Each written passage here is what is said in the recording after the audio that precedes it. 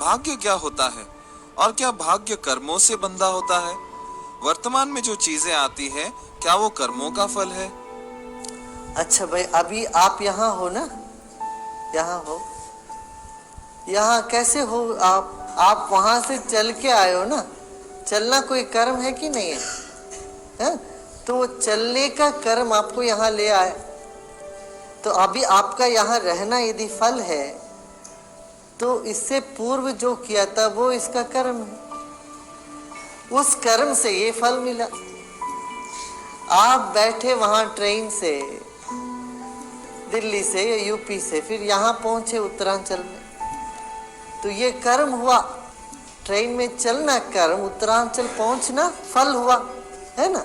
तो जो भी आपका फल रूप में मिल गया ये सब किसी कर्म से ही हुआ ना।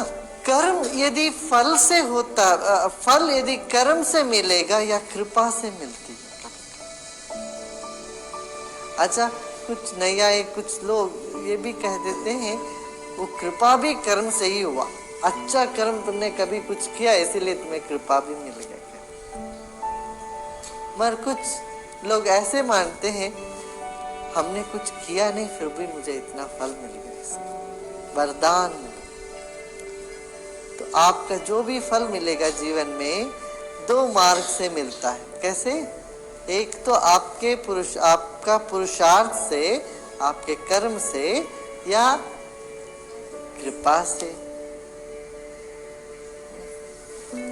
अब कृपा के लिए क्या कर्म करना पड़ेगा पूछो। कर्म करने पर आपको कुछ मिलता है उसको कृपा नहीं कहते, वो तो कर्म फल है। आपने साधा, आपको मिल गया। हमने कुछ काम किया, उसका फल रूपी कुछ मिल गया, तो उसको कृपा कैसे बोलोगे? कृपा उसी को बोलोगे जो आपने कुछ किया ही नहीं है फिर भी आप अपने को उसका लायक भी नहीं समझते, फिर आपको मिल गया तो कृपा हो गया। कर्म हो या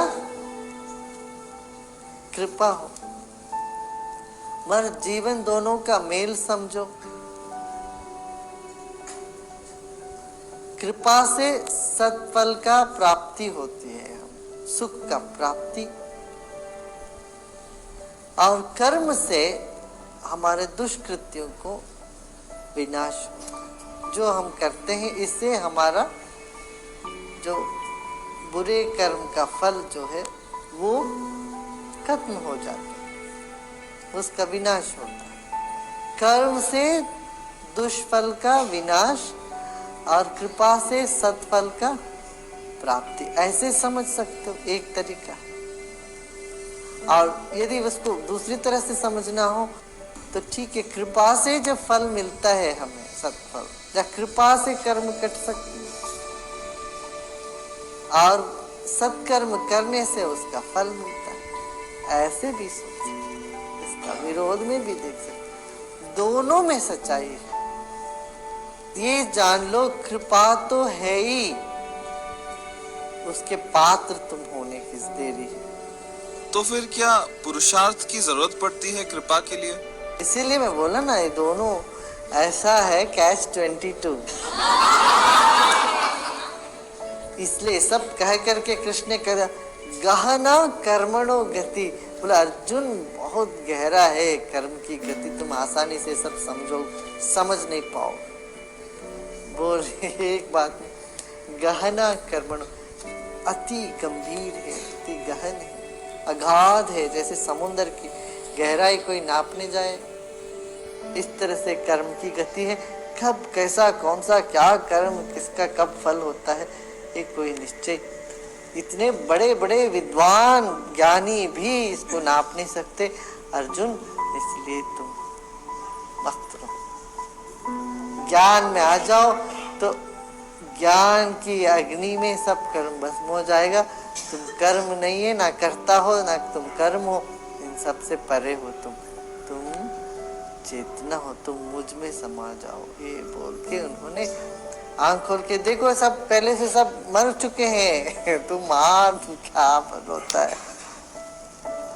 इस तरह से अर्जुन को इन्होंने समझा बुझा करके कोई युद्ध क्षेत्र में खड़ा कर दिया। 18 अध्याय उन्होंने सब बताने के बाद कहा सीढ़ी दर सीढ़ी सर्व धर्मान परित्यज्य, सब धर्मों को छोड़ के तो मेरे शरण में आ जाओ। ये पहले कह देते तो गीता हो ही नहीं सकती थी। अब इतने सारा राजसिकता, सात्विक, सब तरह के यज्ञ, भक्ति, श्रद्धा, इन सब के बारे में बहुत सारा बोल बोल के 700 श्लोक बोलने के बाद कवि आखिरी में जाके बोले धर्म को छोड़ के मेरे शरण में आओ, ऐसा तुम कहीं भी नहीं पाओगे। यह अति गर्व का विषय है गीता में जो है, तुम धर्म को भी छोड़ के, गुरु तुम्हें धर्म नहीं सिखाता, धर्म से छुड़ा देता, तभी ना मोक्ष होता पूरी तरह से। कि तुम मुझ एक में शरण लो, मुझ एक में तुम शरण लो, सब धर्म छोड़कर मैं तुम्हारे हर पाप से तुमको मुक्त कर। तुम छोड़ोगे तभी जब तुमने कुछ पकड़ा है। धर्म को तुमने पकड़ा ही नहीं, फिर परित्याग कैसे करोगे? ज्ञान को यदि तुमने पकड़ा ही नहीं है, फिर ज्ञान को परित्याग कैसे करोगे? इसलिए ज्ञान कैसा है? साबुन जैसा है। कपड़े में साबुन लगाते हो, पहले साबुन तो लगाओ, फिर उसको धो डालो। अच्छा हम तो शरण में आ गए, हमने सब धो डाल दिया, सब छोड़ दिया, ऐसा नहीं सोचना। पहले धर्म को पकड़े, फिर उस पकड़ में तक ही, यदि हम धर्म को ही पकड़ के बैठे रहेंगे तब भी हम शुद्ध नहीं हो पाए। बाद में धर्म को छोड़ और प्रेम में आ जाओ। अनोखा तरीके से उन्होंने अर्जुन को दृष्टि दी। गुरुजी